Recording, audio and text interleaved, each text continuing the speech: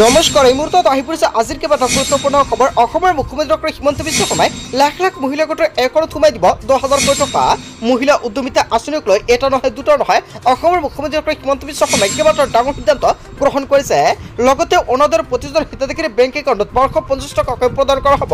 নতুনকৈ অৰুণোদয় হিতাধিকাৰীক লৈ মুখ্যমন্ত্ৰী ডক্টৰ হিমন্ত বিশ্ব শৰ্মাই ডাঙৰ মন্তব্য কৰিছে। লগতে পিএম কিষাণৰ বেংক একাউণ্টত সোমাব 2,000 কোটি টকা। হয় বন্ধু-বান্ধৱীসকল, কেইবাটাও গুৰুত্বপূৰ্ণ আপডেট প্ৰকাশ কৰিছে কেন্দ্ৰ চৰকাৰৰ ফালৰ পৰা।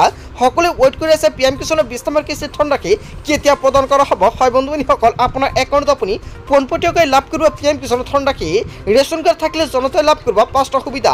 লগতে কেইবাটাও ৰাজনৈতিক খবৰৰ লগতে অৰাজনৈতিক খবৰ যুগুত কৰা হৈছে আজিৰ দিনটোত। গোটেই অসম তথা ভাৰতৰ বিভিন্ন প্ৰান্তৰ পৰা যুগুত হৈছে কেইবাটাও ডাঙৰ খবৰ। এনেবোৰ খবৰ নিতৌ পাই থাকিবলৈ চেনেলটো ছাবস্ক্ৰাইব কৰি ভিডিঅ'টো এটা লাইক কৰিবলৈ নাপাহৰিব। আজিৰ আমাৰ প্ৰথম খুবেই গুৰুত্বপূৰ্ণ খবৰ হৈছে অসমবাসীৰ বাবে এটা ডাঙৰ খবৰ। ৰাজ্যৰ লাখ লাখ মহিলাৰ বাবে আহি গৈছে ভাল খবৰ। অসমৰ মুখ্যমন্ত্ৰী ডক্টৰ হিমন্ত বিশ্ব শৰ্মাই ডাঙৰ মন্তব্য কৰিছে। শীঘ্ৰে মহিলাসকলৰ একাউণ্টত সোমাব 10,000 কোটি টকা। 40 লাখ মহিলাই গাইপতি একাউণ্টত সোমাব 10,000 কোটি টকা। ইয়াৰ বাবে চৰকাৰক লাগিব 4,000 কোটি টকা। 10,000 টকা কেতিয়া লাভ কৰিব সেই চিন্তা মহিলাসকলে কৰিব নালাগে। মুখ্যমন্ত্ৰীয়ে কৈছে যেতিয়া এই টকা সোমাব আপোনাৰ বেংক একাউণ্টত আপুনি পাবই। বৰ্তমানলৈকে মই যি প্ৰতিশ্ৰুতি দিছোঁ সেয়া পূৰণ কৰিছোঁ। মহিলাসকলক প্ৰদান কৰাৰ বাবে চৰকাৰে 4,000 কোটি টকা সংগ্ৰহ কৰি আছে আৰু কিছুদিনৰ ভিতৰতে মহিলাসকলে গাইপতি একাউণ্টত লাভ কৰিব 10,000 কোটি টকা। মুখ্যমন্ত্ৰী ডক্টৰ হিমন্ত বিশ্ব শৰ্মাই গোটৰ মহিলাসকলে কেইবাটাও গুৰুত্বপূৰ্ণ সিদ্ধান্ত গ্ৰহণ কৰিছে আৰু 1 আগষ্টৰ পৰা প্ৰতিগৰাকী মহিলাৰ একাউণ্টত পোনপটীয়াকৈ 10,000 কোটি টকা লাভ কৰিব। অৱশেষত মুখ্যমন্ত্ৰী ডক্টৰ হিমন্ত বিশ্ব শৰ্মাই গোটৰ মহিলাসকলে কেইবাটাও গুৰুত্বপূৰ্ণ সিদ্ধান্ত গ্ৰহণ কৰিছে।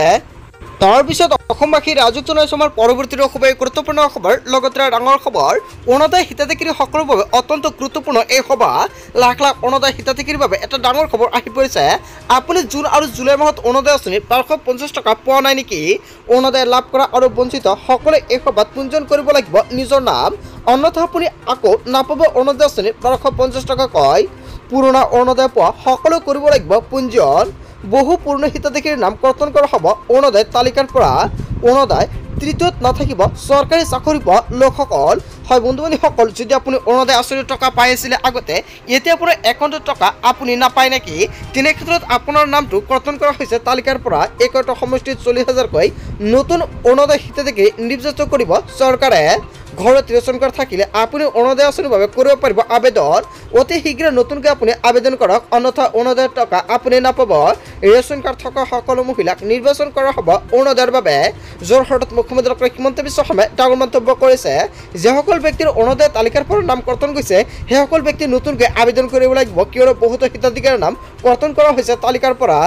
এটা কিলোকতে কোটি কোটি কৃষকৰ একাউণ্টত সোমাব 2,000 কোটি টকা। পিএম কিষাণৰ 20 নম্বৰ কিস্তিক লৈ বিগ আপডেট প্ৰকাশ পাইছে। পিএম কিষাণৰ 20 নম্বৰ কিস্তিৰ ধনৰাশি কেতিয়া প্ৰদান কৰিব কেন্দ্ৰীয় চৰকাৰে? প্ৰধানমন্ত্ৰী মোদীয়ে পিএম কিষাণৰ 20 নম্বৰ কিস্তিৰ ধনৰাশি আপোনাৰ একাউণ্টত প্ৰদান কৰিব নে নাই?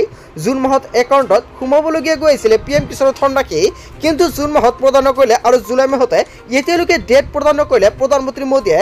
কিন্তু পিএম কিষাণৰ টকা প্ৰদান কৰিব নে নাই, না পিএম কিষাণৰ টকা বন্ধ হৈ গৈছে? এতিয়ালৈকে কেন্দ্ৰ চৰকাৰৰ ফালৰ পৰা কোনো ধৰণৰ আপডেট প্ৰকাশ কৰা নাই। হয় বন্ধু-বান্ধৱীসকল, কেন্দ্ৰ চৰকাৰৰ ফালৰ পৰা আপডেটটো প্ৰকাশ কৰিব নিশ্চয় জানিব পাৰিব এইটো চেনেলৰ জৰিয়তে। বন্ধু-বান্ধৱীসকল, গোটেই অসম তথা ভাৰতৰ বিভিন্ন প্ৰান্তৰ পৰা যুগুত হৈছে কেইবাটাও ডাঙৰ খবৰ। এনেবোৰ খবৰ নিতৌ পাই থাকিবলৈ চেনেলটো ছাবস্ক্ৰাইব কৰি ভিডিঅ'টো এটা লাইক কৰিবলৈ নাপাহৰিব। So thank you for watching full video.